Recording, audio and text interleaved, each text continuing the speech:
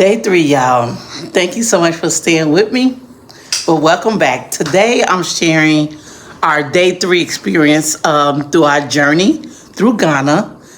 This day was very heavy. It was powerful and something I'll never forget.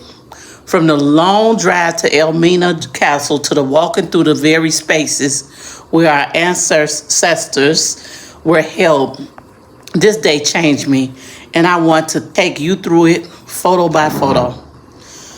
Well, the road to Elmina Castle, we started the morning bright early, packing up and hitting the road for a long drive to Cape Coast.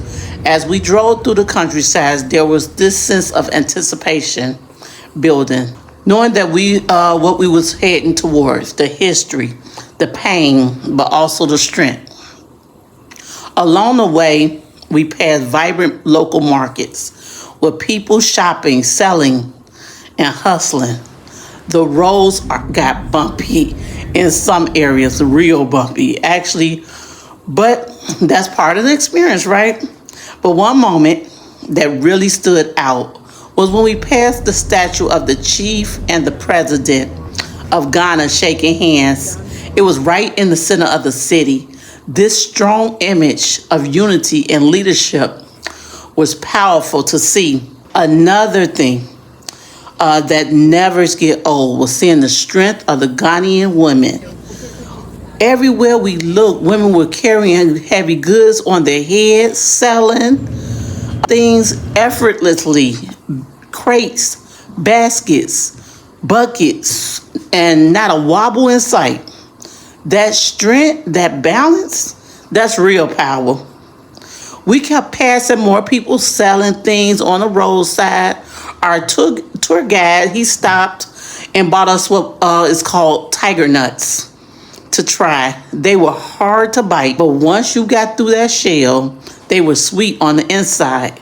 Kind of like the spirit of Ghana, now that I think about it. It's tough, but full of warmth.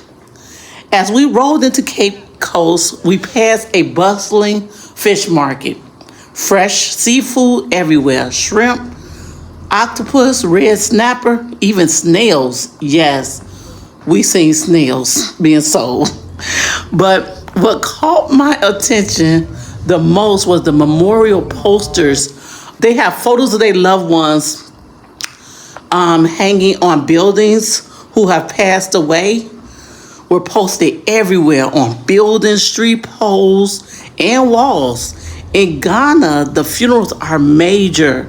Sometimes they wait months before burying someone. It was emotional to see so much life, love, and loss displayed in public.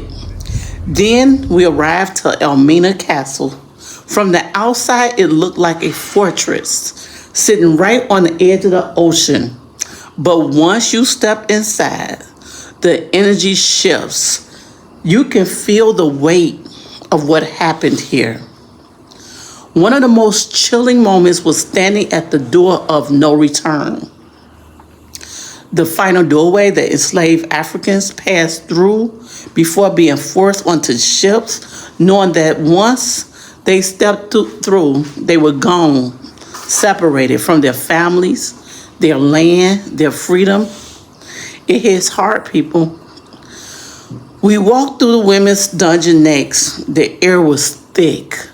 The guide told us how the women were trapped in filth and darkness. Many assaulted, many left to die. You could still feel the pain in the walls. Then we saw the main dungeons and punishment cells. God explained how white soldiers who disobedient, they were put in a cell for like 2 days. But enslaved Africans who resisted, they were kept in the cells for months, sometimes until death. No light, no food, no air. The floor had a section that hadn't been cleaned, and it was black and built up of years of blood, waste, and vomit. I stood there in silence. There were no words. The castle rooftop that overlooked the beach, we ended the tour there on the rooftop. of the castle, looking out at the ocean. It was beautiful, peaceful, but all I could think about was how many slave ships waited in those waters, ready to take our people away. The view that broke my heart. Later that evening, we checked into the hotel in Cape Coast. We had dinner to the sound of live music, beautiful African drummers and melodies. After everything we had seen, it was comforting, healing in a way. There was beauty again, even after the pain. So my closing remarks, because I have to make a remark. Day 3, we saw the full journey, the castles, where our people was actually broken down and shipping away. We learned how slaves was treated from the moment they were captured, stripped of their names, their hair shaven, with broken glass, forced to walk miles, beaten up, imprisoned, and then sold. But we also saw strength. We saw survival. This day reminded me that we are descendants of the survivors. The fact that we are still here, Africans, still standing, the Africans, still striving, the Africans, is proof of just how strong we are as a people. This was hard, but it was necessary, and I'm grateful to bear witness. Thank you all for coming with me on this journey.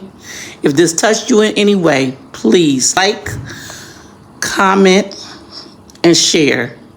And to make sure to subscribe, because tomorrow we're heading to the Slave River. We're going to walk through more history and take part of the traditional naming ceremony. So see y'all in day 4.